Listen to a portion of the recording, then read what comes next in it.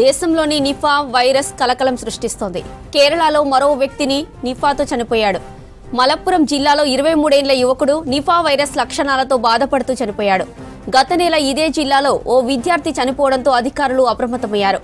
Nipah లక్షణాలుంటే తక్షణమే టెస్టులు చేయించుకోవాలని ఆదేశించారు. చనిపోయిన వ్యక్తి రక్తమూలాలను సేకరించిన వైద్యులు పూణే ల్యాబ్కు టెస్టు కోసం పంపారు. చనిపోయిన వ్యక్తి కుటుంబాన్ని క్వారంటైన్కి తరలించారు. కోవిడ్ తరహా నిబంధనలు వర్తిస్తాయని జిల్లా అధికారులు హెచ్చరించారు. సామాజిక దూరం పాటించాలని సూచించారు.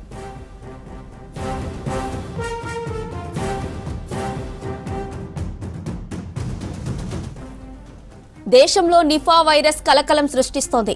కేరళలో మరో వ్యక్తి నిఫాతో చనిపోయాడు. మలప్పురం జిల్లాలో 23 ఏళ్ల యువకుడు నిఫా వైరస్ లక్షణాలతో బాధపడుతూ చనిపోయాడు. గత నెల ఇదే జిల్లాలో ఓ విద్యార్థి చనిపోవడంతో అధికారులు అప్రమత్తమయ్యారు. నిఫా లక్షణాలుంటే తక్షణమే టెస్టులు చేయించుకోవాలని ఆదేశించారు. చనిపోయిన వ్యక్తి రక్త నమూనాలను సేకరించిన వైద్యులు పుణే ల్యాబ్కు టెస్టు కోసం పంపారు. చనిపోయిన వ్యక్తి కుటుంబాన్ని క్వారంటైన్కి తరలించారు. కోవిడ్ తరహా నిబంధనలు వర్తిస్తాయని జిల్లా అధికారులు హెచ్చరించారు.